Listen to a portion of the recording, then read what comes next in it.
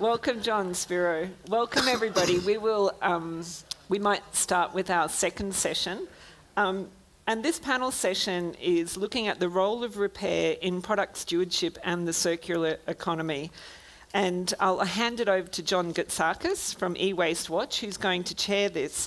But I'd like to welcome Spiro Kallos from the Australian Mobile Telecommunications Association and Mobile Muster, Janet Leslie, who's on my left, Australian Information Industry Association, and Ian Mcallister from the Consumer Electronics Suppliers Association. So over to you, John. Thank you very much. Thank you very much, Leanne, and well done to you and Griffith and all of the participants in running this event today. It's a great opportunity to kick off a broader discussion around the role of repair and durability, and where it relates to the Australian context is really, really important. So big thanks to everyone for being part of this. We've got three key associations here with us, and very grateful to the AIIA, to CESA and AMTA for joining us. It really is important that we have industry participating in these sorts of discussions. And so thanks again to Janet, Spiro, and to Ian. As many of you will know, prolonging the life, value and functionality of products and components and materials is a key circular economy principle. So what's the relevance of increased repairability for industry product stewardship schemes, where manufacturers and brands are taking greater responsibility for their products cradle to cradle? To what extent is repairability an important element of product stewardship schemes moving forward? And what are some of the barriers and what are some of the opportunities? Our panellists will share their views and insights on some of these questions in the time that we have. But if we're serious about waste avoidance and waste reduction in Australia and the practical implementation of circular economy principles, we do need to move up the waste management hierarchy faster, and we need to do it with genuine conviction, and that's very, very important. The time is right to repair, but it does require policies and programs that acknowledge the barriers and the opportunities to making it work as a waste avoidance and reduction strategy. And we mustn't overlook the social and the cultural dimension when we're talking about repair. Repair is just as much about empowering consumers to take control of the products they purchase and own. And it is, as it is, about waste reduction. And we've heard various commentary and discussion from other panellists and speakers today about the role of the consumer and what the market is saying in parts that they want. In Australia, we have the National Waste Policy Action Plan. If that plan is serious about waste avoidance and reduction, then product durability, repairability, reusability, and improved recycling and recyclability is really, really important, especially as it relates to meeting growing consumer expectations about the goods that we use every day in all spheres of life. So let me introduce our panellists in a little bit more detail. It's important as part of setting that context. Janet Leslie is the chair of the CSR Policy Advisory Network with the Australian Information Industry Association. Janet's also the Sustainability Manager for Canon Oceania. Canon, of many of the brands that I've come across over the years in Australia, has a long history of taking a full life cycle approach to product design, and Janet's been very active for over a decade in various programs: Cartridges for Planet Ark, the NTCRS, the Australian Battery Recycling Initiative, and is here today as chair of the Australian Information Industry CSR's Policy Advisory Network. Janet's also a director of the Australia and New Zealand Recycling Platform and one of the leading not-for-profit industry-run co-regulatory arrangements under the National Television and Computer Recycling Scheme, a strong advocate for national multi-stakeholder product stewardship schemes. I'll quickly introduce Spiro and Ian as well so we can get those done and you can know who's talking to you today. But Spiro Kallos is the head of product stewardship for the Australian Telecommunications, Mobile Telecommunications Association, and he also manages the Mobile Muster program. Over 2 decades of experience with the telco industry, Spiro is one of Australia's experts in e-waste and mobile phone recycling. As the head of product stewardship for AMTA, Spiro manages the the government accredited stewardship program Mobile Muster, which is funded voluntarily by the major handset manufacturers and the network providers, the telcos. Mobile Muster is very active, committed to raising awareness and educating the community on how and why we should all be recycling more, along with tackling the barriers to reuse and repair. Ian Mcallister, the CEO of the Consumer Electronic Suppliers Association, and Ian has also been very active in the industry, in the sector for many years. He is the CEO of CESA and also the director of Strathaired Link Consulting. Ian's got over 30 years experience in ICT industry policy development, government relations, regulatory policy formulation in Australia and in the APEC region. And like Janet, had deep involvement in the development of the Product Stewardship Act, the NTCRS, and the continuing body of work that's been going on in the electronics equipment space in Australia. But now, if we could really if I can hand over to Janet first to give us a snapshot, some insights of what's happening in her industry and around IT and how it relates to repair in product stewardship. Over to you, Janet. Okay, thanks, John. So as John said, I'm from Canon, but I'm the chair of our AIIA CSR Policy Advisory Network, and that's most of the major hardware and software brands in the IT sector, so Canon, Dell, HP, IBM, brother Cisco, Microsoft. So I really related to what Stuart said about giving 10 years of his life to get the motor vehicle scheme up and running. Both Ian and I and John gave at least 10 years to getting the National TV and Computer and Recycling Scheme up and running. And as John said, it's still an ongoing piece of work there. So although we're fierce competitors when it comes to selling our products, on a lot of environmental issues, we think it makes sense to collaborate. And it's better for our customers and better for us and for the community as well. And so that's why we do have all these product stewardship schemes that we support.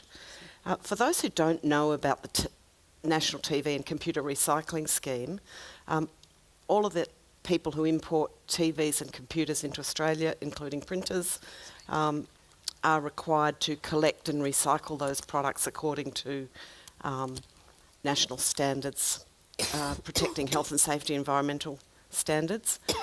And generally speaking, that scheme's been pretty successful.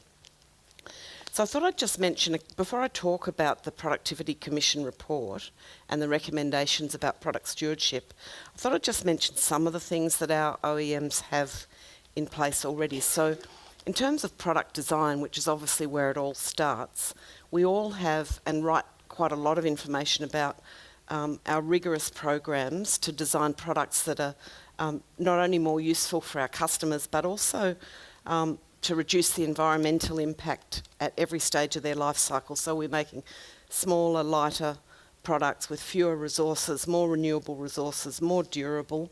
And just from our own industry, for example, in printers, and we've heard some remarks about cartridges and what have you today.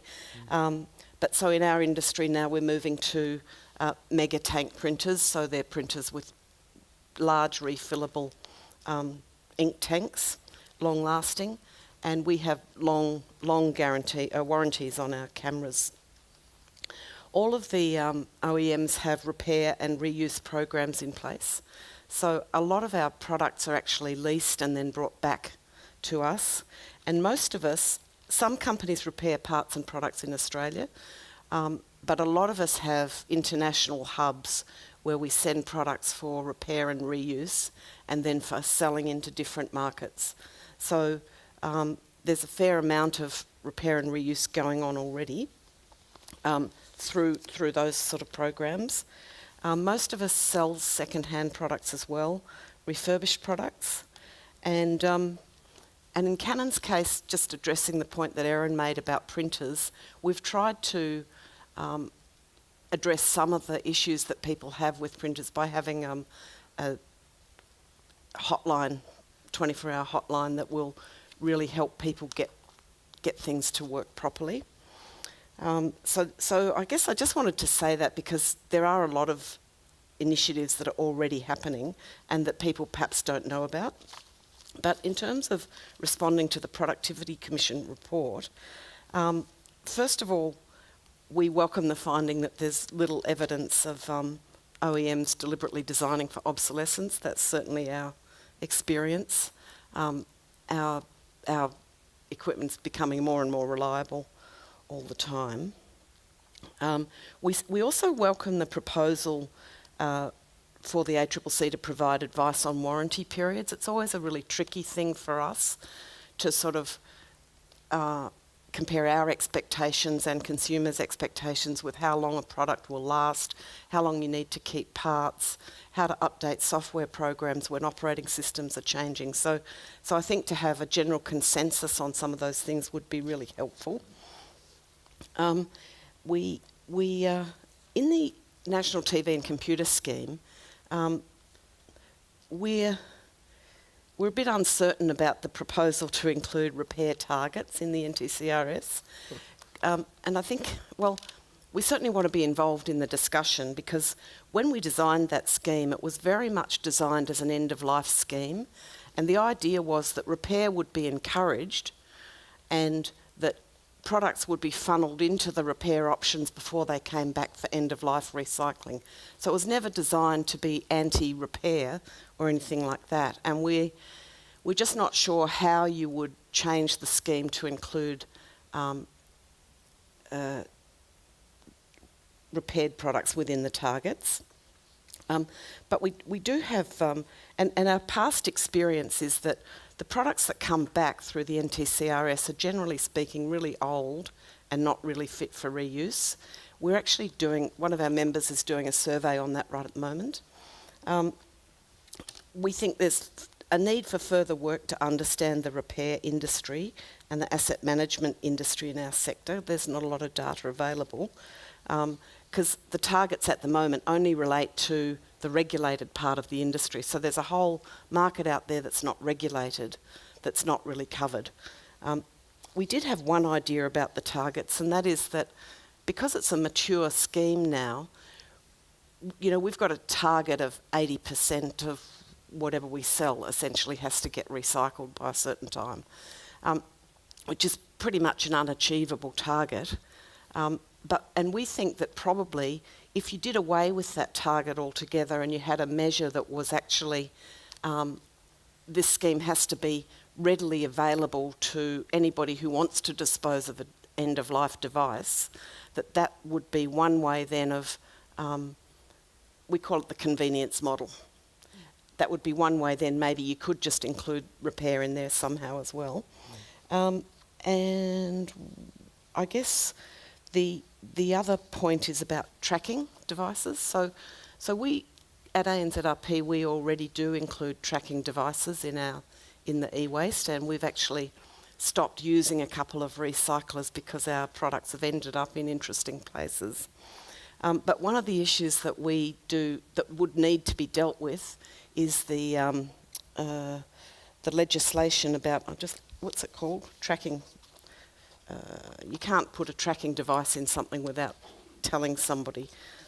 I've just forgotten the. Surveillance legislation. That's it. Yeah.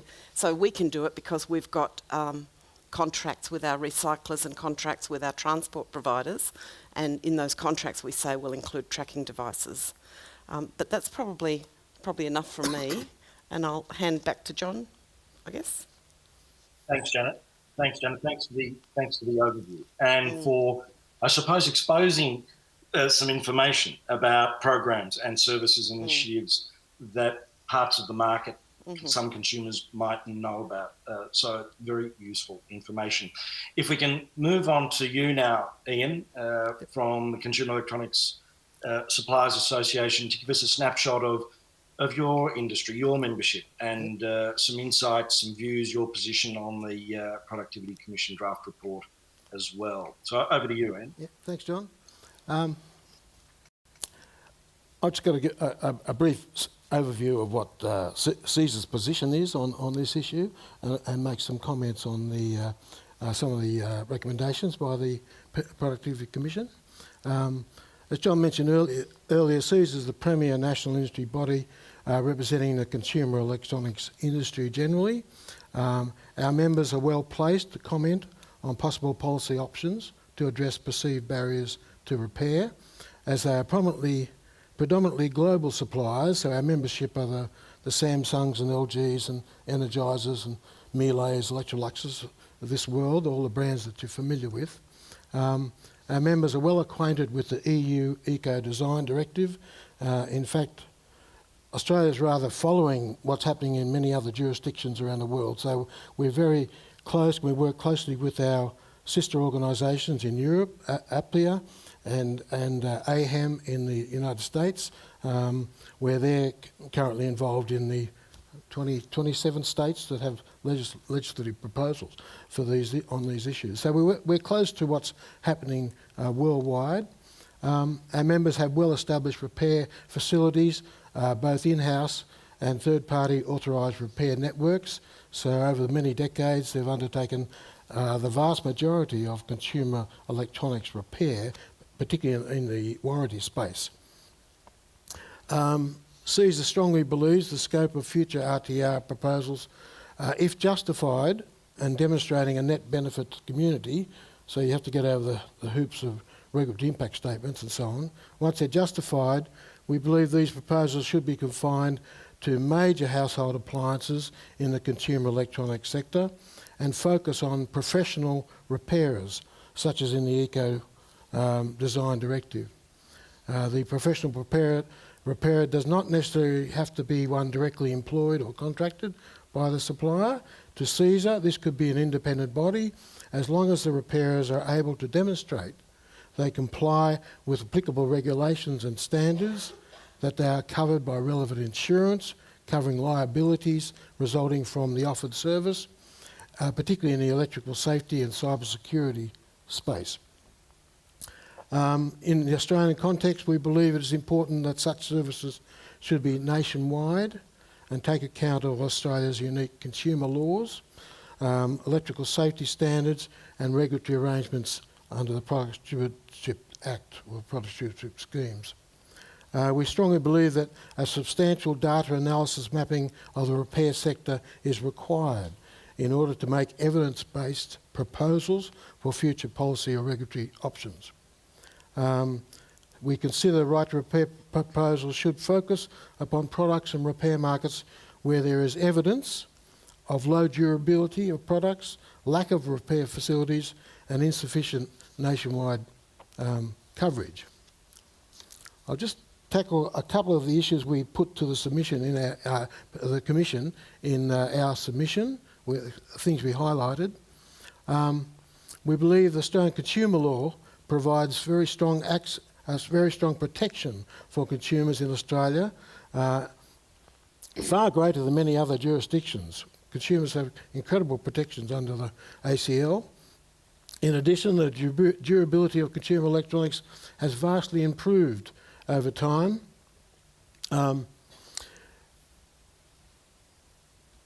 Yes, where am I up to? Only when the case for lack of repair and service data sharing has been clearly proven. This is where I think a lot more analysis needs to be done. Once it's clearly proven, only then should any mandatory obligations be considered. In the consumer electronics sector, it has become increasingly difficult to identify and locate suitable, qualified professional repairers, particularly in the rural and regional areas. This is due to lack of training, an ageing workforce. These are real issues for our companies because they can't get enough people to do their own warranty repairs, let alone post-warranty. We believe available evidence does not point to a systematic competition problem, we believe, in the consumer electronics industry, that Part 4 of the Act is suitable to address any anti-competitive repair activities. We don't think there's any necessity there for proposals. and we do not consider current intellectual property protections pose a barrier to consumer electronics repair in Australia. That's our position. You may not agree with that, but that's our position, and we'd like to see evidence where it has done that. Just a couple of points on the findings of the Commission, the report recommendations. CESA strongly endorses the Commission's recommendations for further analysis to determine whether barriers to repair are generating harm in any given sector, and that in-depth case-by-case analysis in both the repair market and the primary market for all products is required prior to implementing positive obligations. It's very important for CESA members that the Commission distinguish between product markets. Consumer electronics sector is very different to the agricultural machinery sector. It's very different to the motor vehicle sector or therapeutic goods. You know, for example, we don't have tens of thousands of repairers out there, such as the AAA people have. We have different requirements for installations, heating and cooling systems, air conditioning, gas, where the installers are involved. Very different issues there. We agree with the Commission's findings that the repair activity is diminishing in the electronics sector as replacement tends to be more attractive due to falling prices, rapidly falling prices, durability and consumer preferences for up-to-date services.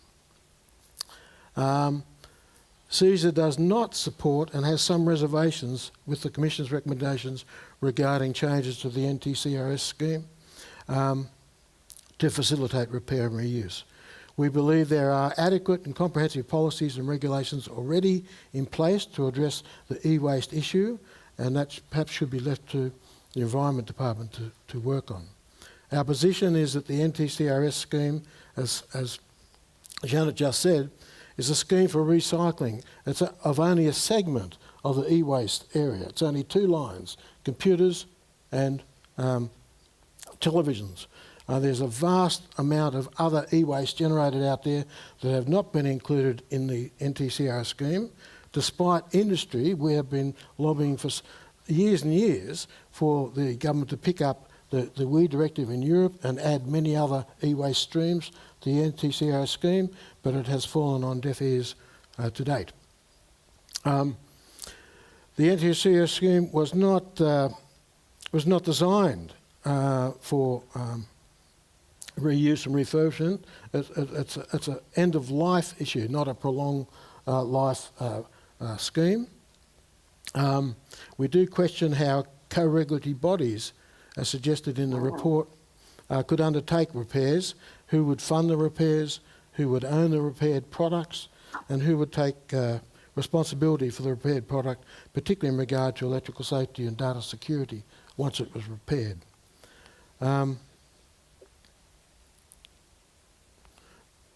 An issue brought up by the AAA people this morning was it's a good idea when, on the lobbying side, for people in the industry trying to build the repair industry, not to muddy the waters by focusing on more than one portfolio. I agree with their suggestion that they should stick to Treasury and ACCC, those sorts of issues, rather than muddying the waters with Department of Environment and product stewardship schemes. That's about all I have to say. Thanks, Ian. Thanks, Ian. Thank you kindly for that. Thanks for your frank and candid views and position on these issues.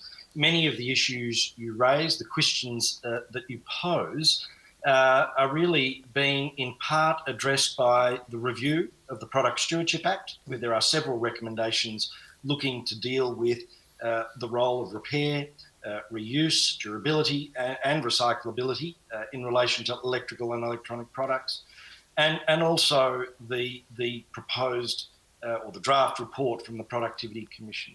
I think your point around the need to look more specifically at product class by product class in many respects is really important. It's not a one size fits all when it comes down to very specific and practical measures to look at the issue of repair and improving the rate of repair where appropriate. So we do need to, in my view, look at product class by product class and what does that mean and what are the opportunities. I think one of the challenges here for all of us is how we do work together in a constructive way, how we do collaborate, how we do reflect the wishes of the market, understand the constraints of the producers and all of the other stakeholders that are involved. But I think in part it is about how we flip those things which we see as roadblocks, as barriers to repair. Can these be transformed into opportunities, new industries, where there are issues that are simply too problematic or there is no net benefit environmentally, economically, socially, then we need to decide accordingly. So there is a need to, in some respects, as I said, within a stewardship context, look at a very practical expression of what a circular economy means for product stewardship programs. And that requires collaboration, not combat. Our next speaker, Spiro Kallos. If I can pass on to you, Spiro, to share your views and position and insights in relation to repair. Yeah, thank you. Good afternoon, all, and thank you, John, and to the organisers of this event, and for the opportunity to be a part of today's discussions. So the Australian Mobile Telecommunications Association, or better known as AMTA, is an industry association, and our members include the network providers, network infrastructure companies, and also the handset manufacturers. Now, my role within AMTA is to head up Mobile Muster, which is an industry-led product stewardship scheme voluntarily funded by its members, which again include handset manufacturers. And what makes us quite unique is the network carriers. So Vodafone, Telstra and Optus are all funding members of the program. We've been operating for over 23 years and formally accredited in 2014 under what was the Product Stewardship Act of 2011. Now, in that time, we've collected and recycled over 1,600 tonnes of product, including handsets, batteries and accessories, effectively diverting this product from ending up in the general waste stream. The product scope for us has expanded since the program established itself in 1998, and at that time it was to tackle the issue that was mobile phone batteries. From a repair perspective, we want and encourage people to think about reusing or repairing their mobiles, as it is an important step in extending the life cycle of these devices. And as we know, repair is a complex issue and it does vary from product to product, and especially when acknowledging that there are already established repair frameworks for some of these product streams. So our research indicates that 1 in 3 consumers have actually repaired a mobile phone, and with 60% of those individuals utilising the services of an independent repair store. But I only expect these numbers are actually going to continue to grow. What I might just add here is earlier we heard from the Commissioner make the comments that the electronics repair industry has been shrinking. In our space, it's a growth channel for us in terms of volume of product being collected year on year. And we've seen growth coming from the independent repair work, year on year growth over the last 4 years. And we also have over 300 independent repair stores that are currently participating in the program. There's a couple of areas within the draft report that I'd like to make some specific comments on. The first one being around software updates for a reasonable period of time. And something that is already happening within the mobile phone industry, with most brands supporting updates for a minimum of 2 years.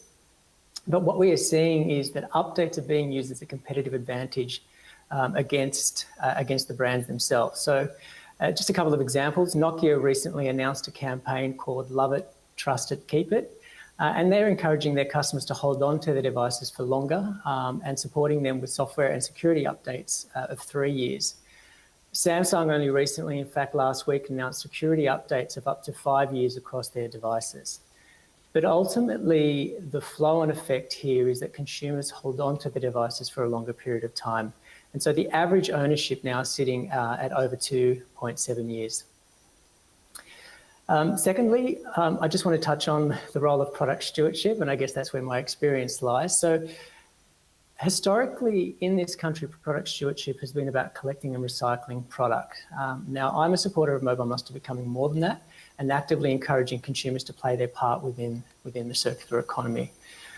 What we do know is that there is a significant volume of product that's being stored at home, with 1 in 3 consumers telling us that data security and management is actually stopping them from recycling. And I don't think that's exclusive to mobile phones. So we're currently working on a project to expand the product type collected by Mobile Muster, and our research indicates that Australians are actually holding onto multiple product streams in their homes. So at Mobile Muster, we're taking steps to change consumers' attitudes and behaviours by developing tools and resources to help educate them on how they can manage that data so that they can reuse mobiles by selling them or passing them on, or if they've reached the end of their useful life, then to recycle them through Mobile Muster. So from my perspective, I see the role of product stewardship as an educational one, helping us to tackle the barriers when it comes to reuse and repair. The data issue isn't going to go away. If anything, with more products being connected to the internet, there will be increased concern and interest in better managing our data. So my view is product stewardship should complement the healthy commercial market. What we know is that regardless of reuse, repair or recycling, consumers want to know that there are measures in place to ensure their data remains secure and private. So setting repair targets for schemes like the NTCRS could simply amplify the data issue, increasing products being stored across the board. And the missed opportunity here is extending the life of these products through reuse and repair, but also the missed opportunity to recover the resources that go into making these products. So as we know, for the circular economy to succeed, we actually need consumers to participate. Thank you, John. Thank you, Scott. Really good overview of where you're at in your industry with your particular product class around smartphones and related accessories. If I can just ask one question of each of you before we go to any other questions from the floor or through Slido, but trying to focus on focus on solutions and practical measures for consumers. For each of you, this question: what do you think of the recommendation to explore further the idea of a consumer-facing rating of some sort, not dissimilar to what's happened in France, but the idea of some sort of star rating along the lines of energy efficiency star ratings, water efficiency, the WELS program for major appliances, etc. So from each of you, a quick response on what you think of that recommendation to look at a star rating for consumers that relates to repairability, durability. Starting with you, Janet. We're generally supportive, but I guess the one thing that we would ask is please harmonise with the French regulations and make sure that it's based on international standards that can be easily compared. I think, a lot of our members already score quite well on the Fix-It ratings that they've got on their website, and so we're generally supportive. But please, not another Australian label. Yes. Yeah, no, good point. Ian? Absolutely agree with Janet. No more labels, right? It's particularly Australian, purely Australian. Keep in step with international jurisdictions. Nothing special for Australia. Don't get out of step, particularly with the French arrangements. We've had a lot of experience with the star rating systems for energy efficiency and water efficiency. They work very well. They're very successful. Consumers at the point of sale look at those. I think they're number 2 to price in terms of selection of products. So it's very successful programs. You could do a lot worse than emulate some of those elements in those programs. Thanks, Ian. Sarah, with you? John, I think, and to Ian's point, and I agree, I think there's examples out there where these ratings actually do work well and they do benefit consumers, and they're actually quite measurable. And I think introducing any new labelling or rating shouldn't be subjective. So from my perspective, they should actually be measurable and take some learnings from either what we're seeing in France or the energy rating label system. Thank you. I've forever got an endless list of questions, but I'm just wondering if there are any questions from the floor there, Leanne, or from through Slido from participants? Thanks, John. There are some questions that have come through. I'll get Anna to ask some of the questions, and then we can hand back to you if that's all right. Sure. We have been receiving a number of comments through Slido, and because they're not questions, we're not asking those. We're not repeating those, if that's okay, just for the audience. Sorry. A genuine question is welcome. This one's from Kirsty Young. Could there be the notion of recycling drop-off points at the place of purchase for items which are beyond repair, i.e. JB Hi-Fi, Ted's cameras, etc.? I guess yeah. Well, yes, I mean, this is already happening, particularly in the battery stewardship space, where the retailers are collecting. The larger items, I'm not sure about large screen TVs and things, but there is opportunities there. Yeah, under the NTCRS, a lot of the retailers are involved in the scheme, and you can bring your smaller electronics back to the shop for recycling. For the larger ones, it's problematic from a safety point of view, and they're usually dropped off at council depots and things. Yeah. But retailers are really very active in this space. They're very, very keen to participate. Yeah. Okay, so this one's from Connie towards Janet. The IT department in a company wishes to purchase a product of better stewardship like Canon. However, finance disagrees. How can we solve this? That's good. Oh, gosh. I guess you have to encourage your own sustainability standards, don't you? Really, you know. And this is something, a complaint that we often have against government. For example, they say, you know, you should be recycling your products, and we say, would you like to buy a refurb? Oh gosh, no. You know, so I think you have to encourage recycling standards internally, not recycling, sorry, sustainability standards, and make sure that they've got meaningful ratings in your procurement system. That's the only way that I can think to address that. Thank you. Look, This one, I think that's a really important question. The issue of procurement holds great potential in terms of improving how procurement takes place. Positive procurement, sustainable procurement, circular procurement. Yeah. So sometimes it is about making sure, as Janet says, that there is improved information retraining of procurement professionals in line often with organisations' environment sustainability policies. You hear too often that an organisation will have a position on positive procurement and somehow it's a major roadblock with the procurement department who don't look at the range of factors that need to be assessed in purchasing products and services. So a great question and well answered, Janet. Well, I mean, and to the procurement department's defence, they've usually been given a KPI to reduce costs. You know, so. Sorry. and this question is from Ken. Many skilled repair techs begin with self-repair. If manufacturers place such onerous barriers on accessibility, how will they overcome the skills shortage? Sorry, could you just repeat that Yeah. slowly and yes. Of course. Many skilled repair techs begin with self-repair. If manufacturers place such onerous barriers on accessibility, how will they overcome the skills shortage?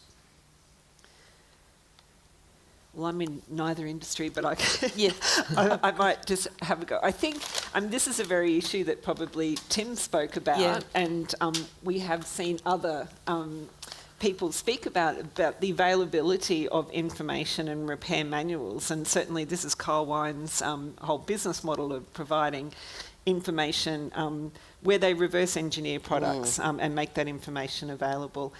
There is a really strong growing interest in repair, and in terms of looking at it through a STEM kind of industry, like the science, technology, engineering, mathematics, skills training that we need to be able to repair these really highly sophisticated objects. And there are those issues that we recognise, whether they're legal barriers or physical barriers or technological barriers, but there's certainly a growing willingness among society to become more trained and more skilled with technologies, I think, as we become more technological as well.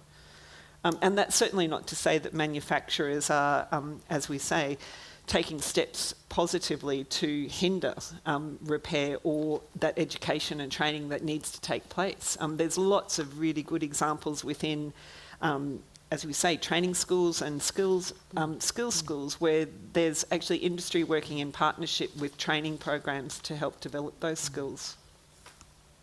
Well, some of our members have found it's increasingly difficult to get skilled people in some of our sectors. Yes. Particularly when you get, far flung out in the west, something like that. I mean, it's almost to the case where some of our members will not supply products to places like Broken Hill or Mount Isa because they know there's no service capability in that area. And particularly for products where you need the person to come to the home, such as washing machines or a fridge or aircon, there's no service capability out in that area. They've made the decision not to supply that area. And I guess if you come at it from another way, the recommendation in the Productivity Commission report to exempt a manufacturer from liability if a repairer has done something to damage the product. I think that's an important one, but on the other hand, it's also something that's really hard to prove often. So it's a bit of a can of worms. I think in tort law, when we talk about it, we talk about a break in the chain of causation. Right. And that's very much looking back at what's the causation of the loss and where is the damage caused. Yeah. And if there's a break in the chain of causation, then the original party won't be liable. Right. So I think there are legal principles in place to recognise where the manufacturer won't be liable anymore if there has been a significant repair done. And I think that's that whole issue of is there quality skill in the repair service? And I think that's a recognised legal principle. Good. Do we have any other questions from the floor? We do. So this one is from Erin. Can Janet and Ian please give details on how their industry's products are getting more durable? This goes against what I've seen and experienced. Well, I'll give you an example. Washing machines, for example. This is data from Europe that they put to the EU when they were looking at the new directive. That washing machines are now, they were, in terms of failure over their lifetime, it was about 9% 10 years ago. Now it's 4%. So they're lasting longer. A lot of these products are lasting longer, far longer than when it comes to the consumer's preference to replace a product for just getting the latest technology or for fashion reasons. They just are more durable. Yes, I haven't got actual sort of hard evidence that I can say, but I know within Canon certainly the amount of work that goes through our camera workshop has decreased a lot because the products are very reliable, and it's the same for the multifunction devices or photocopiers that we sell. We repair them less often. We can repair them remotely, and their life cycle is extending, I think, from like 5 years to 7 years, something like that. I haven't got the data exactly, but I'm sure we could provide some. But definitely warranty repairs have diminished over time. Chris? Yeah. Sorry. Chris says here that he agrees with Ian's position. Within the agricultural service repair industry, there is currently also limited suitability qualified professional mechanics available. So he agrees with you there. And then this one has 3 likes from Keela. Isn't it wise to have meaningful tracked deposits / refunds to make sure industry pays for their product at end of life for skilled / unskilled relocalised services? So are we talking about repair or are we talking about recycling? She seems to be asking about industry paying for the products at end of life for. Okay. Well, No, I think Well, that's we- what recycling. Yeah. Well, we No, are. that's right. Like, Yes. like the NTCRS scheme, all the suppliers pay a levy, have a liability on their imports to cover the end of life of the product, to cover the cost of the scheme. So I might add that is passed on to consumers at the point of sale. The same as batteries. Come this Christmas, the battery stewardship scheme comes into play, and our members, Energizer and Duracell, will pay 4 cents on every battery they import into Australia to cover the cost of that recycling scheme, which again will be passed on to the consumer. It's an ACCC authorised scheme where they've allowed that to be completely passed to the consumer. So it's like they pay, but in the end the consumer pays. John, perhaps you said you had some questions. We've got a couple more minutes before we close this session. Well, Julie, if we accept the assumption that there is scope for all of us to always improve, if we accept that for a moment, and if a question for Ian and for Janet and for Spiro, if there's an area or an opportunity to improve what your various industries are doing or adjust them, or in terms of repair and product stewardship, what might be one or two things that you could do, whether it's consumer education, whether it's greater promotion of existing programs? What might be an area where there is scope for genuine improvement from each of you? A snapshot there. Well, perhaps we're talking about the labelling scheme of durability. That could be something. Awareness, education, another thing. Just one thing I did want to say is that something important to our members is consistency in policy. We have in the PC report, they made reference to some ACCC amendments whereby they changed the definition of what a major failure is in a product. This to do with the consumer guarantee. What those amendments do, and they are inconsequential amendments passed in December last year, they are going to encourage consumers to go to the refund and replacement option rather than the repair option. Because minor failures, you have the option of repair under the consumer guarantee. If it becomes a major failure, you have options for replacement and refund. So this action by the ACCC is going to encourage. I know it was designed to get consumers out of the endless repair cycle. You know, more than one repair, multi-repairs. That's what the amendments were designed for. But what it in fact does is going to encourage people to move away from repair and into refund and replacement, further adding to the e-waste mountain. Just a statement. Now, the golden rule, Ian, of perverse consequences of poor policies. Yeah. Spiro. Thank you, John. I think there's a couple of things here from my perspective. The first one being, and I did touch on it a little bit earlier, is around the expansion of mobile muster. So there is a project that we're actually working on at the moment to expand into product that's actually currently not being picked up by an existing scheme, and very much product that's actually in line with our industry. So we're looking at modems, digital set-top boxes, and technology that is at the start of its life cycle. So if we think of wearables and smart home tech. The other piece for me, and I've sort of been a big advocate for product stewardship in playing an active role in educating consumers. And we've been doing that quite successfully in and around reuse. And we've developed campaigns and we've got how-to videos and tips on our website to get consumers thinking about reuse so they're not stockpiling these products. And in fact, we've got 24.5 million phones being stockpiled around the country. 4.5 million of those are actually broken. And I think something that came out of the Commissioner's draft report is that consumers aren't across or aware of their rights within the ACL. So This year, we're looking at developing some campaigns around educating consumers on repair, so how to go about getting their devices repaired and what options actually exist for them.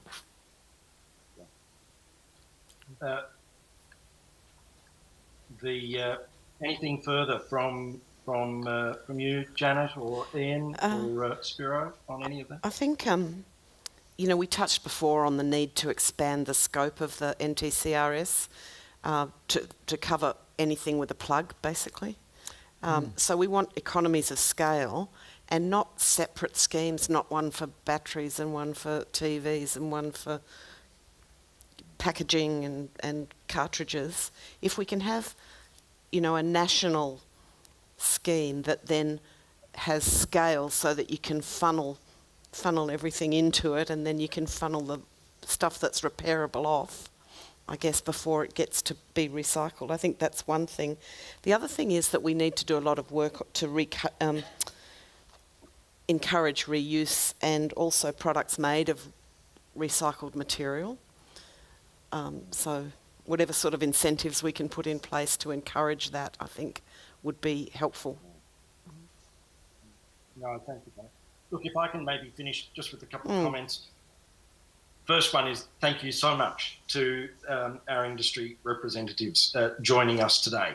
Not a straightforward forum, given the nature of the discussion and the debate, but very useful to hear from Janet, from Ian, from Spiro about what's happening, where they sit on these issues. And what all of this tells me is that submissions as part of this next stage, commenting on the draft report from all of us, is really, really important. And as is the need to establish really constructive dialogue and put ourselves in the shoes of each other in terms of these issues and how we work collaboratively in a way that is constructive, not cliche. These are complex issues in some respects, and therefore the more we communicate and co-design the solutions, the better. So thanks again to Ian and to Spiro and to Janet and to the very pertinent questions. I'd love to see some of the statements, I must say, but the questions really good, the responses great, and I would also urge the commissioners to not to be not too selective about what constitutes evidence and what doesn't. We mustn't overlook subjective input. Not everything is quantitative. This is an issue in part of consumer attitude and consumer empowerment. And so not everything is cut and dry in terms of where evidence is. So we do need to look laterally at the evidence that might be there across a range of issues and not discount them. And one area where I'd encourage the Commission and submitters and indeed myself to contribute is the role of design is very important. Many of these decisions are significantly impacted at the design stage. How do we use design to address these issues? How do we acknowledge and celebrate where design is currently being used to deliver repairability, durability, reliability, and so on? So I'll stop at that point, but thank our panelists, thank you, Leanne, and thanks to all the participants and the great questions from my end here in regional Victoria on some technology that made it possible to participate and contribute. So thank you. Thank you very Thanks, much, John. John. Thanks, John. And thank you, Ian. Thank you, Thanks, Janet. Leanne. And thank you, Spiro. Thank you very much. We'll close this session. Thank you.